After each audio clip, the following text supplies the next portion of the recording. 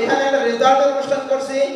এইরকম ভাবে at the day of judgement, বিচারের সেই দিনে একটা ফলাফলের ঘোষণার একটা দিন ধার্য করা হয়েছে। সেদিন এরকম একটা আয়োজন হবে। সে আয়োজনটা বিশাল আকারে হবে এবং আয়োজনের পরিস্থিতিটা কেমন থাকবে সেটা একটু যদি তোমাদেরকে বলি, সেটা হলো আজকে তোমাদের মাথার উপর এসি আছে না? এসি আছে। সেদিন কি থাকবে জানেন?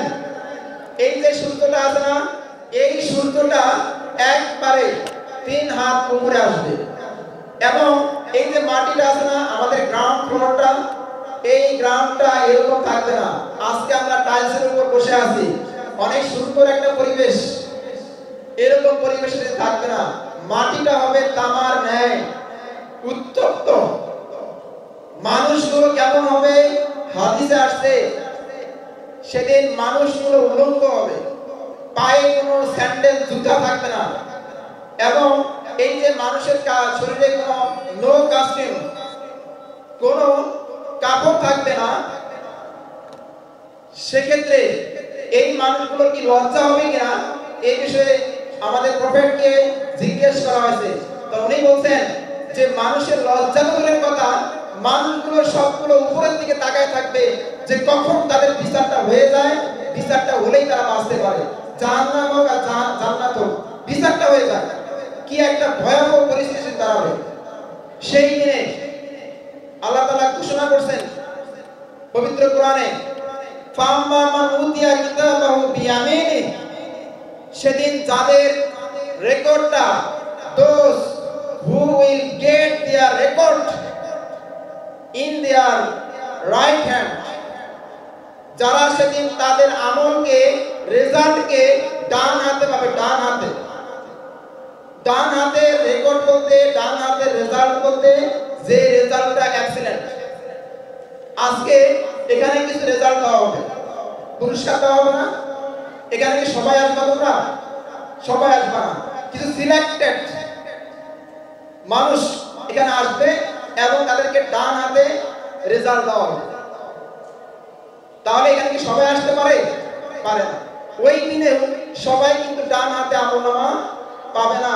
কিছু এক্সিলেন্ট মানুষ, কিছু সৎ মানুষ, কিছু ভালো মানুষ, কিছু অনেস্ট মানুষ, নৈতিকতা সমৃদ্ধ মানুষ, যারা পৃথিবীর জীবনটাকে শুধুমাত্র ভোগ বিলাসের জন্য অতিবাহিত করে নাই, যারা সবসময় তার প্রভুকে ভয় করে জীবনযাপন করছে, নীতি এবং নৈতিকতা জীবনযাপন করছে, তারাই সেদিন ডান হাতে তার রেকর্ড পাবে, তার পুরস্কার পাবে, তার আমলনামা পাবে।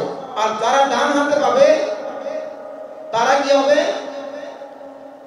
তাদের হিসাবটাকে, তাদের সকল জাজমেন্ট ইজি করে দেওয়া হবে। ইজি, একদম সহজ। সহজ হিসাব বলতে that means to get the Jannah without any কাউন্টেবিলিটি। তোমার কোনো হিসাব হবে না, হিসাব ছাড়াই তোমাকে জান্নাত দেওয়া হবে। এটা হলো সহজ হিসাব। আমরা এটা চাই কিনা? আমরা কি শুধুমাত্র দুনিয়াতেই এই ভালো ভালো রেজাল্ট চাই না পরকালেও চাই? অবশ্যই আমরা পরকালে ভালো রেজাল্ট চাই।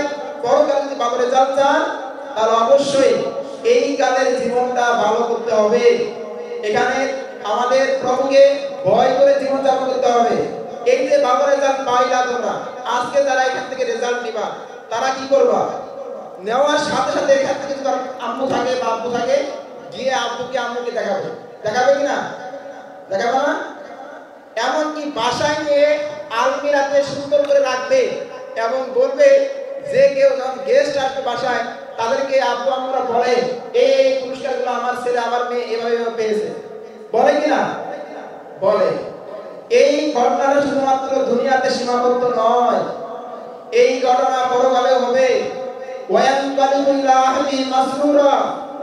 তারা সেদিন তাদের যে নিকটাত্মীয় আছে, তাদের দুনিয়াতে যে নিকটাত্মীয় ছিল, ভালোবাসার মানুষ ছিল, এদেরকে গিয়ে বলবে এই যে দেখো দেখো আমার রেকর্ডটা, আমার পুরস্কারটা, আমার রেজাল্টটা কত সুন্দর হয়েছে, কত ভালো হয়েছে। সেদিন তারা উদযাপন করবে, সেলিব্রেশন করবে। সেই সেলিব্রেশনটা আমরা যেন সবাই যারা এখানে উপস্থিত আছি, ইচ এন্ড এভরি পারসন, যেন আমরা উদযাপন করতে পারি সেরকম জীবনযাপন আমরা করতে পারি এই উদাত্ত আহ্বান জানাচ্ছি।